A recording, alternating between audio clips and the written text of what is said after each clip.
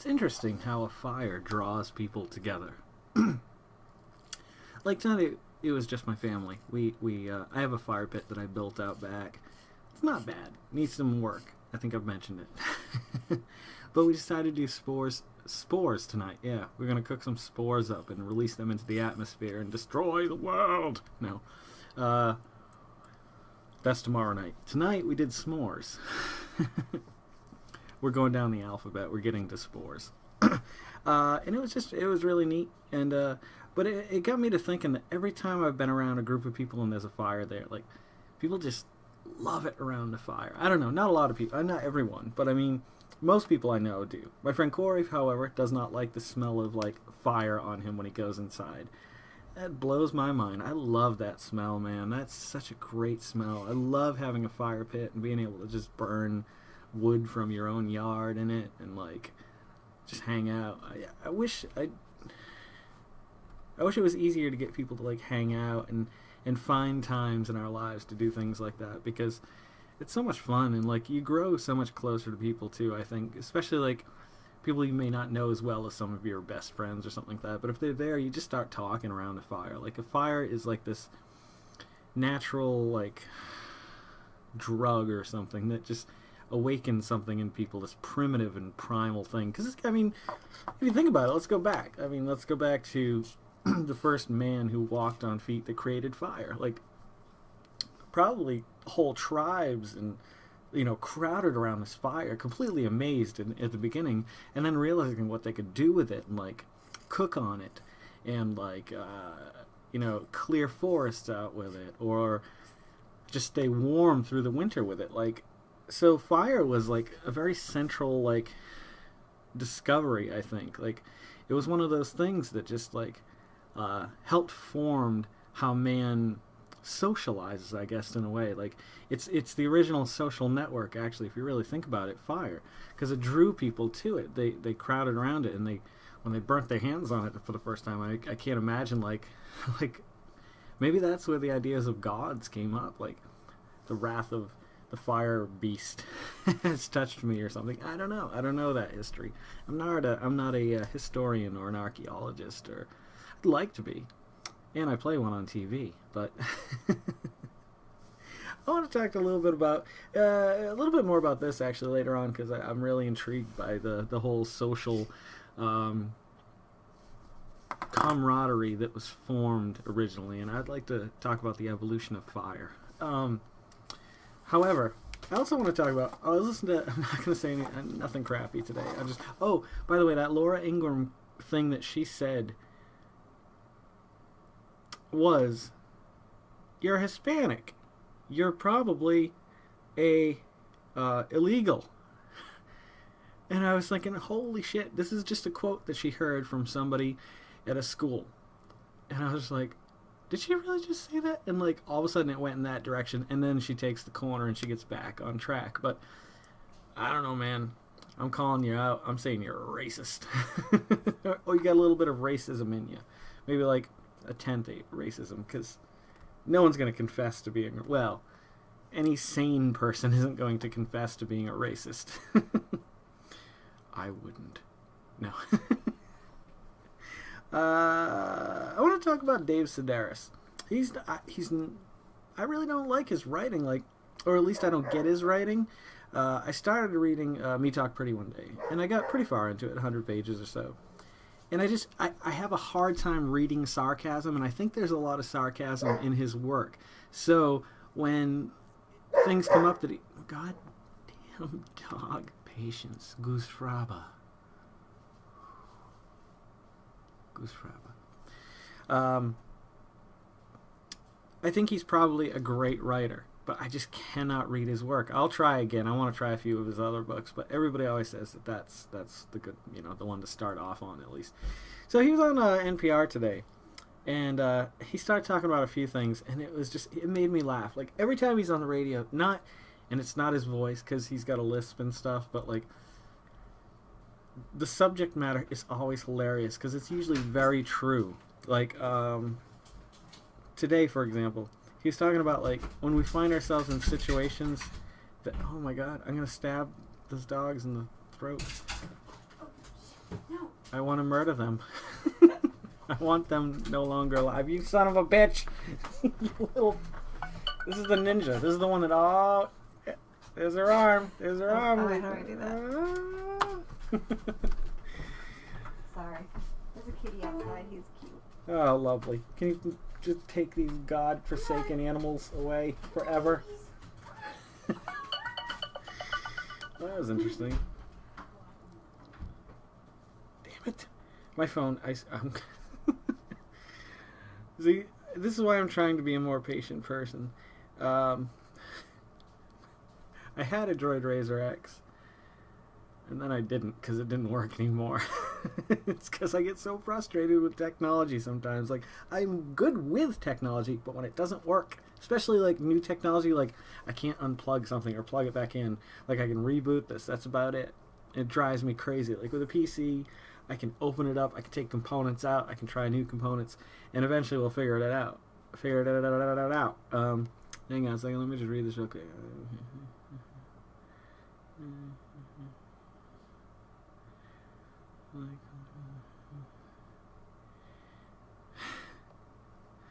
That's Mike, the author of the book I'm working on. We're gonna finish it, hopefully entirely tomorrow, and then just find somebody to publish it. And I think he's got somebody he's talking to. So. Good for us. Good for him. Now, I owe him a great bit of thanks. You know, I mean, like, he's taught me a lot of things as an illustrator. Like, he's taught me that, A, don't ever undercut yourself. Like, I should have said right up front, an hourly wage or a project wage. Mind you, I didn't know it was going to be like a 9-month project. It really consumed a lot of my time, and it didn't allow me to do prints for Mysticon this year outside of... Well, I did like 4, but I couldn't get them printed. But he's taught me that if somebody ever comes to me again and says, would you like to illustrate this book for me? I know one thing. I won't fill every page with bleed off the page. Like, I will do the character in the situation, probably with a little bit of noise and background stuff going on. And, like, other than that, committing to full page, like, I didn't really think about it because I was thinking about when I do the prints for Mysticon, I will get back to Dave Sedaris, I'm sorry. Like, I have a drawing that I like, I'm like, okay, that's a print, that's definitely a print. And then I scan it in, I ink it, and usually I'll color it just to get a feel for what he's going to look like. Then I start thinking about the way he's positioned or how I have him or her in the frame. I start thinking about how could I put that into a picture to make it make sense. I don't usually start with a complete idea. Which I'm going to try to do this year, actually, because I'd like to have 7 brand new complete prints, plus 2 or 3 from last year as well, to bring with me. So, yeah, well, where does it go with that? The dogs came in. See, when the dogs come in, it's chaos. If they get in here, you're going to have to, yeah, you're going to have to forgive me. I got to shut this door. I'll be right back. La, la. I will sing you a song of waiting. I will sing you songs. Get out.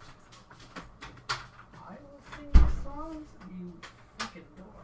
Alright, I think we got it. Ladies and gentlemen, tonight on the road to 40, it's Jason! Hey, hey everybody, thanks for coming out. I'm Jason Oliveira. This is the road to 40, episode 58. I should do that. I should do a whole little thing. Alec Baldwin. He seems like such a prick, but I love him. He makes me... Go watch the Jerry Seinfeld driving in cars with comedians or getting coffee. I can't remember what it's called, but it's hilarious. And the one with Alec Baldwin is one of the best. I have no idea what I was just talking about. Prince, Art, getting together with Mike. Before he texted, though, I was talking about something. I apologize. I know this happens a lot. My brain doesn't hang on to short term that well. Not all the time. Sometimes it may come back to me. In the meantime, we'll go back to Dave Sedaris. Like I said, I'm not a huge fan of his writing. I think he's a great writer. I think he tells good stories. I just have a hard time reading him because of the sarcasm, and I never know when he's being sarcastic. Like, like when you're talking to somebody, this goes for like texting and this goes for Facebook and everything. Like it's hard to let somebody know that you're being sarcastic. I got to change the screensaver because it keeps turning on too. So I've had a hard time reading his work because I can't sense the sarcasm. 30 minutes, that should be good. Excellent. Thank you, computer. But when he was on the radio, he always makes me laugh. He talks about the plays we create. He gave an example, and I've kind of been there before too. Like, I think this is it's very similar to a situation I've had, if it's not almost exact. I remember, like, he talks about he goes into this restaurant and he feels like no matter where he goes, everybody's looking at him and judging him on what he's doing. And I'm like, wow, I kind of feel that way sometimes too. He's like, I sit down and if the waitress doesn't come over within the first like 3 or 4 minutes, like I feel like I've been forgotten. Like, like I should leave. So he makes the decision to leave, but he can't just get up and leave because it's going to be weird if this guy just walks in and sits down because he thinks that everybody's watching him in his every move. So he does this whole thing, you know, he keeps looking at his watch and looking around and kind of pretends like, oh, you know, and then he gets up and he leaves. I don't know if he was doing his motions. I'm just trying to stress the point of it. He gets up and he leaves the restaurant after putting on this play like this. We do things for ourselves, I think, sometimes because we think other people really give a crap of what we're actually doing at the moment. I'm trying to think of times when this has happened to me, because it happens to me a lot where, like, I'll try to just avoid a situation where I have to, here it is. Here's a perfect example. Like when I go into a store to buy something or just to look around, like, I feel like all the employees want to talk to me and they're wondering what I want to buy and why I'm here. And should he be here? He's kind of slob. Maybe he's a bum. He's just hanging out. Like, I start thinking these things. And then you start, like, just putting things in your carriage at that point. Or I'll like, you know, just stop and take a minute to read something to be like, just clear it out. And I know what he's talking about, like, putting on those plays. Like we do that. I don't know if you do this or not. I do, though. I do find myself, like if I'm at a light and somebody's right next to me, like, I feel like their eyes are burning into me. Like, they're like, what is he doing? Why is he next to me? I don't know why. And I guess I've got some kind of whatever he's got. Well, I don't know if he's got anything, to be honest. But, and then he went on and he talked about, so he would go to other restaurants that he doesn't normally go to because he felt weird about seeing people that are always at the same restaurant that he goes to. And I kind of feel that way too. Like, every other Saturday I go to Taco Bell. Like, I'm pretty sure they have no idea who the fuck I am. However, I feel like they're like, what's this guy doing back in here? I'm serious. I don't know why. Like, Kroger. Like, I have to go to different grocery stores because I feel like if I go to the same one way too often, like, it'll get weird. I'm just like that. So, he talks about expanding his zones. And this relates to the first one. So let's say you've made this weird spectacle of yourself. You don't want to go back. For example, OIP, Original Italian Pizza in Forest. They are my favorite pizza in town. Them and Mario's. But they're probably just a hair above Mario's. Not by much, but their extra cheese pizza, I remember when I used to eat that. Oh, just dripping with grease and cheese and sloppy. Nasty. It's so good. So I called him one day, and I said, do you have any specials going on? Because I'm poor. No, I didn't say because I'm poor. I said, do you have any specials going on? And they're like, yeah, any 2 large cheese pizzas, blah, blah, blah, blah, blah. I'm like, all right, do you have a white pizza? They're like, yeah. I said, can we get that? And pepperoni, large pepperoni or something. They're like, okay, no price, no nothing. I drive out there. It's about a 15-minute drive. I go in, and it was 2 large for $20, I think. I'm like, oh, I just ordered the white pizza and the pepperoni. And they're like, that's $34 something. I'm like, whoa, whoa, whoa, whoa. I was like, when I was on the phone, I asked if there was a special. He said, any 2 large. She's like, it doesn't include the white pizza. And now, I could have been more patient at this point in my life, but this is going back about 2, maybe 3 years now. I said, you didn't say that on the phone. I said, do you have any specials? You said your 2 specials. I said, okay, then I'll have, meaning, yes, I agree to this special. I want this special. And she just kept looking at me. I was like, do you want to honor the special, or what do you want to do? She's like, no, the white pizza's not included. I'm like, all right, then I'm not buying this order. I said, I'm really sorry, but, I was under the impression that any 2 large pizzas were $20. So that was it. I turned around and walked out. I've never been back in there because I feel like I don't ever want to deal with them again. But also I feel like they'll recognize me. But they deal with so many different people so often that I could probably go in there with just shave or something. Or they'd still probably never know me. That's the problem. I think I'm crazy. Maybe I am crazy. All these ideas I have. But I wouldn't have it any other way, man. Crazy is as crazy does. I love me some crazy. So we expand our zones. We go to new places. Now, for a while, when I was vegan especially, that was bloody murder trying to find somewhere I could eat. That didn't disgust me. Taco Bell was probably the closest I could get a bean burrito with nothing. That's about it. So I wasn't really eating any better. I was still eating crap because I don't really... I'll eat vegetables with stuff, but I couldn't eat just vegetables, I don't think. It's just not in me. I can't do it. I don't want to do it. I enjoy the flavors of cheese and eggs, and I really love meat. I'm going to try to cut down my meat intake by about 90%. And eat just meat once a week, or I guess that's not 90%. I'd have to figure out the percentage, but around there. I think it's 19.2%. No, actually, it would be 8, 9, 9, 72, 10, 10%. No, I can't do it. So when that happened in my life, and I started not going to these other places, or I had to find new places, I started trying new places. And you get a feel for places. I went to this Italian place called Little Coochie's. I was just do they realize that they... Yeah, probably not. I guess they don't. Maybe it's their name. Little Coochie's. Yeah. So I got this is when I first started eating cheese again, but I wasn't eating meat. I got a cheese calzone there.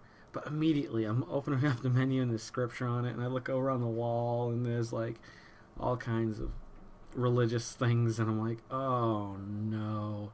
So I really wanted to leave, but I had already ordered at that point, and I'm just well, I'm hungry and I'm not going anywhere else. And they didn't come over and be like, hey, do you know Jesus? Blah blah blah blah, which a lot of people in this town will do. A lot of people. So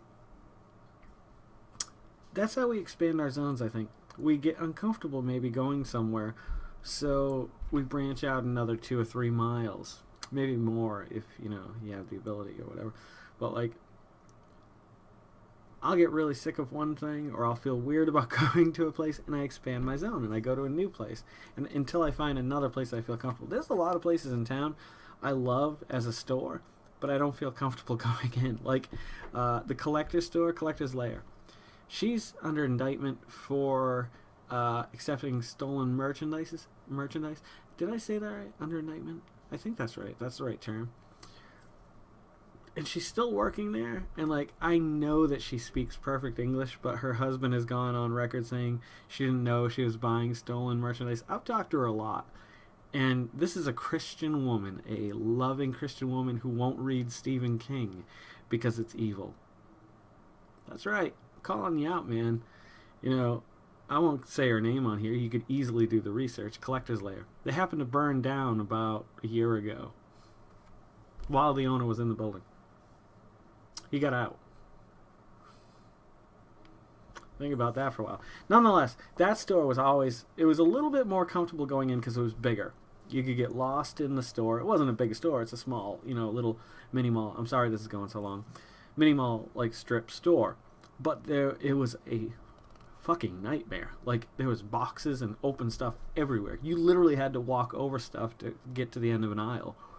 But they had a lot of retro collector stuff. Now I wish it was still there and it hadn't burnt down, because they had shit tons of Atari, Nintendo, Super Nintendo, Genesis, Sega Master System.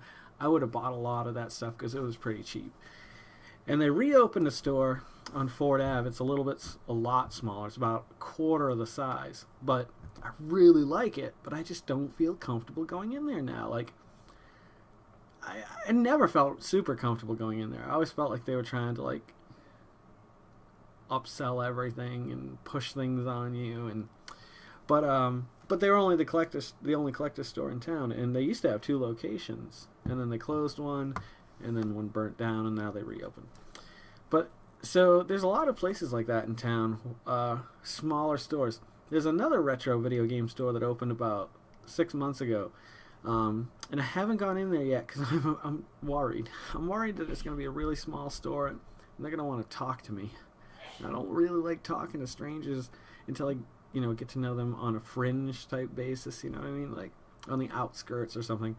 So eventually I got to go in there because I want to check it out. But we always expand our zones. Like, I won't go as far as Charlottesville or Roanoke unless it's something super special, like something crazy that, like, I really want to get or need.